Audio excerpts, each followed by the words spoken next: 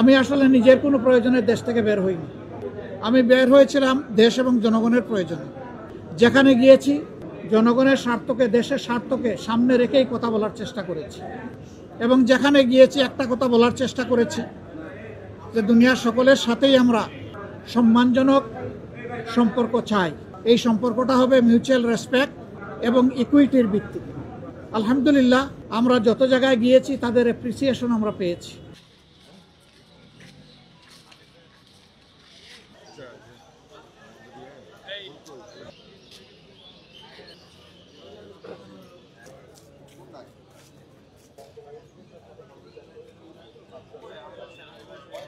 এর মধ্যে দিয়ে একটা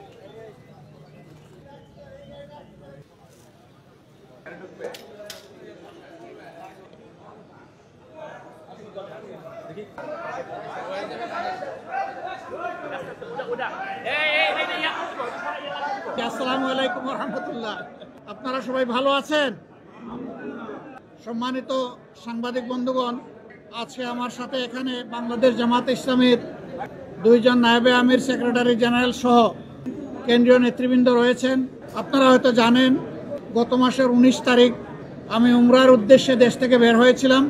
3 দিনে উমরা সম্পন্ন করার পরে 22 তারিখ সকাল 9টায় আমেরিকার JFK এয়ারপোর্টে আল্লাহর মেহেরবানিতে আমি পৌঁছি এবং সেখানে 8 দিন আমি বিভিন্ন স্তরে সরকারি, বেসরকারি, গুরুত্বপূর্ণ সংস্থা এবং ব্যক্তিদের সাথে বৈঠকে মিলিত হই। তার পাশাপাশি বিপুল সংখ্যক বাংলাদেশি যুক্তরাষ্ট্রে যারা বসবাস করেন, অল্প সময়ের মধ্যে 4টা শহর আমার পক্ষে যাওয়া সম্ভব হয়েছিল: নিউ ইয়র্ক, বাফেলো, মিশিগান এবং সর্বশেষ ছিল ওয়াশিংটন DC। আমরা বাংলাদেশি প্রবাসী যারা আছেন তাদের সাথেও সেখানে মিলিত হওয়ার সুযোগ পেয়েছি। তাদের কথাগুলোও শোনার সুযোগ হয়েছে এবং বিভিন্ন ব্যাপারে আমরাও তাদেরকে আশ্বস্ত করে এসেছি। বিশেষ করে আমরা গুরুত্বপূর্ণ 2টি কথা, 2টি মেসেজ তাদেরকে দিয়েছি। একটা মেসেজ হচ্ছে, বাংলাদেশ আমাদের সকলের দীর্ঘদিনের বঞ্চনা এবং নিষ্পেষণের পর, ফ্যাসিবাদী শাসনের পর বাংলাদেশ মুক্ত হয়েছে। মুক্তির এই সংগ্রামে দেশবাসীর সাথে প্রবাসী যারা ছিলেন তারা সমানতালে লড়াই করেছেন। তাদের অবদানও বিশেষভাবে উল্লেখযোগ্য। তাদের সেই অবদানের জন্য তাদেরকে আমরা ধন্যবাদ এবং কৃতজ্ঞতা জানিয়েছি। আর আমরা বলেছি, প্রবাসীদের সবচেয়ে বড় অধিকার ভোটের অধিকারটা ছিল না। এবার এ দাবি সবার আগে আমরাই তুলেছিলাম এবং আমরা এই দাবি ছেড়ে দেইনি। আমরা এই দাবি নিয়ে প্রধান উপদেষ্টা, নির্বাচন কমিশন সহ গুরুত্বপূর্ণ সকল জায়গায় প্রবাসীদের হয়ে কথা বলেছি। আমরা সরকার এবং নির্বাচন কমিশনকে ধন্যবাদ জানাই। এই প্রথমবারের মতো ব্যাপক ভিত্তিক ভোটার তালিকায় যারা প্রবাসী আমাদের, তাদেরকে সম্পৃক্ত করার তারা উদ্যোগ নিয়েছেন। কিন্তু সেখানে কিছু সমস্যা রয়ে গিয়েছে। অক্টোবরের 30 তারিখ পর্যন্ত সময় বেঁধে দেওয়া হয়েছিল। এই সময়ের ভিতরে যে সফটওয়্যার এখানে ইনস্টল করা হয়েছে, এটা ফাংশন করে নাই প্রপারলি, যার কারণে আগ্রহ থাকা সত্ত্বেও, চেষ্টা থাকা সত্ত্বেও অনেকেই কিন্তু ভোটার হতে পারেননি। আমাদের দাবি থাকবে নির্বাচন কমিশনের কাছে কমপক্ষে আরও 15 দিন এই সময় বর্ধিত করা হোক এবং যে জটিলতাগুলো রয়েছে সেগুলা সহজ করে তাদেরকে ভোটার হওয়ার সুযোগ তৈরি করে দেওয়া হোক। আরও কিছু সমস্যা আছে, কিছু শর্ত জুড়ে দেওয়া হয়েছে। আমরা বলবো, একজন নাগরিকের প্রমাণের জন্য তার আইডি কার্ড, ন্যাশনাল আইডি যথেষ্ট।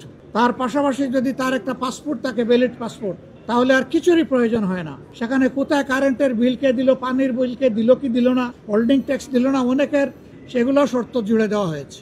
আমরা এগুলাকে সহজ করার জন্য আহ্বান জানাবো।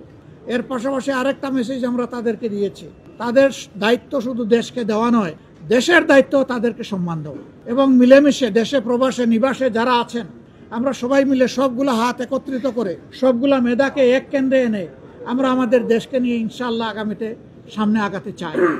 এই জন্য আমরা বলেছি, জাতীয় সংসদ সহ সরকার পরিচালনা এবং দেশ গঠনের সর্বক্ষেত্রে প্রপোর্শনেট হারেই প্রবাসীরা ইনশাআল্লাহ তারা সেখানে অংশগ্রহণ করবেন।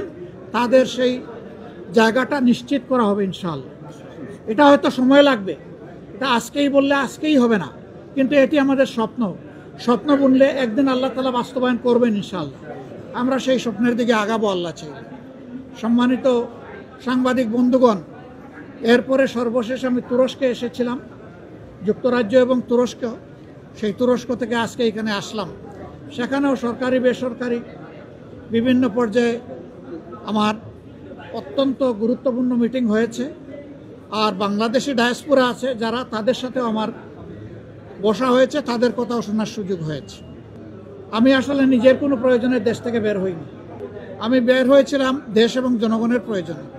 যেখানে গিয়েছি জনগণের স্বার্থকে, দেশের স্বার্থকে সামনে রেখেই কথা বলার চেষ্টা করেছি। এবং যেখানে গিয়েছি একটা কথা বলার চেষ্টা করেছি যে দুনিয়ার সকলের সাথেই আমরা সম্মানজনক সম্পর্ক চাই। এই সম্পর্কটা হবে মিউচুয়াল রেসপেক্ট এবং ইকুইটির ভিত্তিতে। আলহামদুলিল্লাহ, আমরা যত জায়গায় গিয়েছি তাদের অ্যাপ্রিসিয়েশন আমরা পেয়েছি। তারাও মন খুলে আমাদের সাথে কথা বলেছেন, আমরাও মন খুলে আমাদের সবগুলা বিষয় তাদের সাথে শেয়ার করেছি। আল্লাহ তাআলার কাছে দোয়া করি এই সফরে যে সমস্ত পদক্ষেপ নেওয়া হয়েছে অথবা আলাপ আলোচনা হয়েছে সেগুলা যেন দেশ এবং জাতির কল্যাণে নিয়োজিত হয়। কোনো ব্যক্তি নয়, গোষ্ঠী নয়, দল নয়, দেশ এবং জাতির জন্য উপকার হয়। আপনারা এত সকালে এখানে কষ্ট করে এসেছেন, আমি সবাইকে ধন্যবাদ জানাবার আগে আরেকবার আপনাদের আন্তরিক সহযোগিতা কামনা করব। আসলে আপনারা জাতির, ব্যক্তিগতভাবে জাতির বিবেক, আর আপনাদের হাউসগুলো দর্পণ। আমরা সমাজের এই দর্পণ এবং জাতির বিবেকের কাছে দেশ গড়ার অভিযাত্রায় জামাতে ইসলামী যে সমস্ত কর্মসূচি ঘোষণা করছে যা দেশ এবং জাতির কল্যাণে, আমরা এই সবগুলোতে আপনাদেরকেও আমাদের সাথে চাই। কারণ আপনারা এই সমাজ থেকে বিচ্ছিন্ন নন, আপনারা শুধু সাংবাদিক নন, আপনারা এদেশের নাগরিকও। অতএব আমরা যে নাগরিক অধিকারটা নিশ্চিত করে একটা মানবিক বাংলাদেশ গড়তে চাই, বৈষম্যহীন বাংলাদেশ গড়তে চাই, এই ক্ষেত্রে আপনাদের ভূমিকা হবে অগ্রগণ্য, সেটা আমরা প্রত্যাশা রাখি। কারণ সাংবাদিকরা যখন জাতির কল্যাণের সিদ্ধান্ত নেন, জাতি তখন কল্যাণের পথ খুঁজে পায়। আল্লাহ রাব্বুল আলামিন আপনাদেরকে জাতির কল্যাণে কবুল করুন। সবাইকে আরেকবার ধন্যবাদ। আসসালামু আলাইকুম রহমতুল্লাহ। প্রথম প্রশ্ন হলো আমি আমির নির্বাচিত হয়েছি না, আমি আমির নির্বাচিত হইনি। আমার সহকর্মীরা আমার উপর একটা দায়িত্বের ভার অর্পণ করেছে। এই দায়িত্বটা বড় ভারী।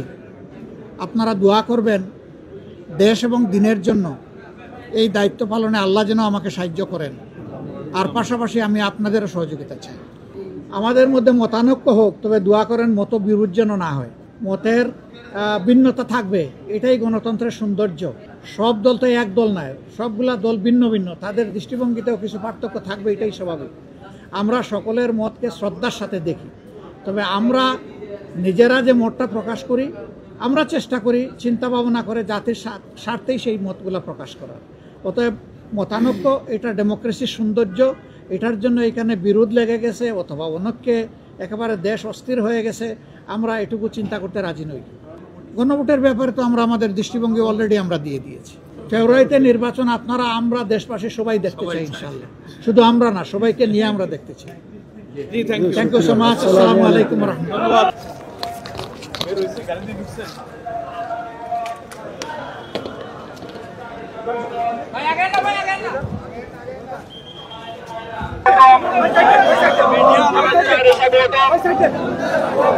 জামাতের আগমন, শুভেচ্ছার স্বাগতম, শুভেচ্ছার স্বাগতম। আমির জামাতের আগমন।